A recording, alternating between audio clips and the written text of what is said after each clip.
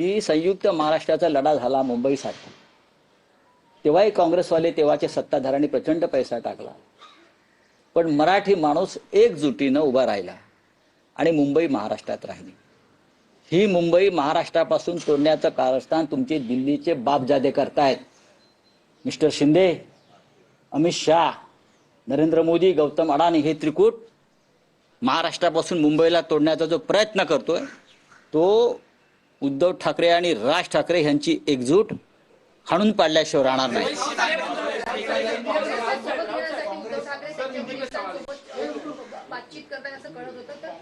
बघा, एक लक्षात घ्या, काँग्रेसशी आमची चर्चा सुरू आहे. जर काँग्रेसला वाटत असेल, त्यांचा जर बिहारच्या निकालानंतर त्यांचा जर कॉन्फिडन्स वाढला असेल, बिहारच्या निकालानंतर जर काँग्रेस पक्षाचा आत्मविश्वास वाढला असेल, तर ते मुंबईमध्ये स्वतंत्र लढायला तयार आहेत, तर त्यांना लढू द्या. आमची त्यांची चर्चा सुरू आहे. मी साधारण डिसेंबरच्या दुसऱ्या आठवड्यात दिल्लीत जाणार आहे. तेव्हा माझा प्रयत्न असेल की या विषयावर मी त्यांच्या हायकमांडशी बोलेन. पण काँग्रेसने सोबत असणं मुंबईमध्ये महाविकास आघाडी म्हणून ही आमची भूमिका असायला पाहिजे. काँग्रेस पक्ष आम्ही सगळे एकत्र आहोत. राज ठाकरे सोबत आल्याने भारतीय जनता पक्षाचा पराभव होणार आहे, लक्षात घ्या. आमचा जो शत्रू आहे, या मुंबईचा जो शत्रू आहे तो भारतीय जनता पक्ष आहे. गौतम अडाणीला ज्या पद्धतीने ही मुंबई घशात घातली जाते, ती जर थांबवायचं असेल आपल्याला, तर राज ठाकरे यांचं सोबत असणं ही या मुंबईची आणि महाराष्ट्राची गरज आहे. बोले हिंदी में. कुंभ मेला नासिक में हो रहा है, पैसा महाराष्ट्र का लग रहा है और कॉन्ट्रैक्ट गुजरात में जा रहा है, क्या कहना चाहिए? प्रयागराज में भी यही हुआ ना. आप प्रयागराज में जाइए और देखिए, प्रयागराज में जितने भी काम इंफ्रास्ट्रक्चर के हो गए वो सब कॉन्ट्रैक्टर्स गुजरात के थे. लोकल लोगों को काम मिलना चाहिए. नासिक में कुंभ मेला हो रहा है, नासिक में पूरे गुजरात के ठेकेदारों का डेरा वहां बैठा है. अगर नासिक में काम हो रहा है तो महाराष्ट्र के जो काम करने वाले ठेकेदार है, लोग हैं, उनको काम मिलना चाहिए, लोकल लोगों को. आप ये साधु ग्राम के लिए 2000 झाड़ तोड़ रहे हैं, हाँ, पेड़ तोड़ रहे हैं. सर, पार्लियामेंट से रास्ता चौड़ा करने के लिए लोगों के घर तोड़ रहे हैं. ये कुंभ मेला में किसने कहा? हाँ, लोगों को आप बेघर बेरोजगार कर रहे हो. ये सिंहस्थ कुंभ मेले का काम है क्या? 25,000 करोड़ का बजट पूरा गुजरात में जा रहा है.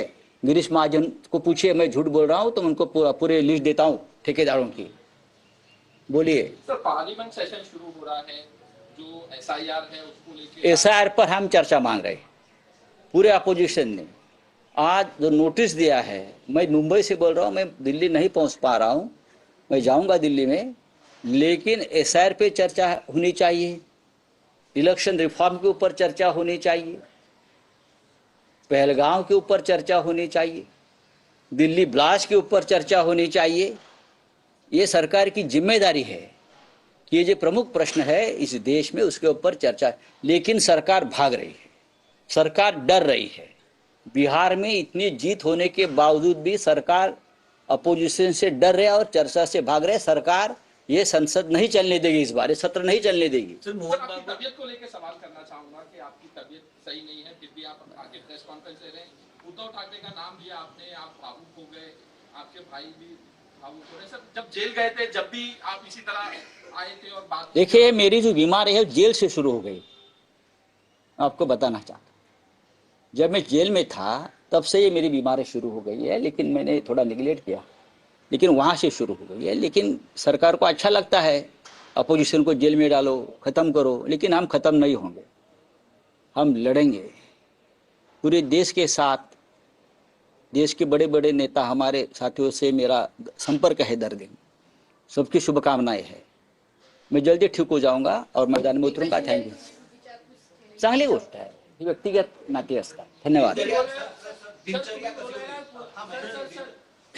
ठाकरेंची तोफ शांत बसलेली होती, 1 महिन्याची दिनचर्या कसली होती? मी बोललो ना, मी कैद खाण्यातच आहे, वैद्यकीय कैद खाण्यात आहे, मेडिकल जेल. तुम्हाला परत एकदा शुभेच्छा दिल्या की राऊत साहेब परत एकदा माध्यमांसमोर येतात. नाही बघा, देवेंद्र फडणवीस हे कधी काळी आमचे जवळचे मित्र होते आणि आम्ही नाती जपतो. आम्ही एकत्र काम केलेलं आहे.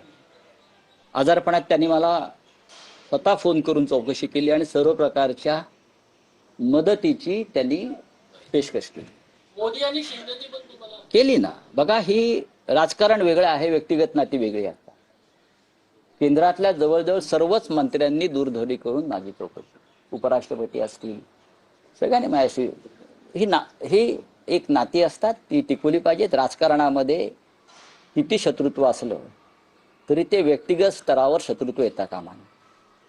देवेंद्रजींनी माझी चौकशी केली किंवा जर त्यांना कोणी भेटलं तर ते माझी चौकशी करतात. नरेंद्र मोदीजींनी चौकशी केली, वारंवार ते करत असतात. आजही सकाळी त्यांनी कोणाकडे तरी चौकशी केली असं मला कळलं, मला फोन आला होता. पण या गोष्टी होत असतात. उद्धवजी, राजजी चौकशी करतात. 2 दिवसात राज ठाकरे इथे येणार आहेत असं त्यांचे निरोप आहे. पण या गोष्टी होत असतात आणि मी बरा आहे. चला, धन्यवाद. फडणवीस कधी काळी आमचे जवळचे मित्र होते असं संजय राऊत यांनी म्हटलंय. फडणवीसांनी प्रकृतीची विचारपूस केली आहे आणि मदतीची तयारीही दर्शवली आहे.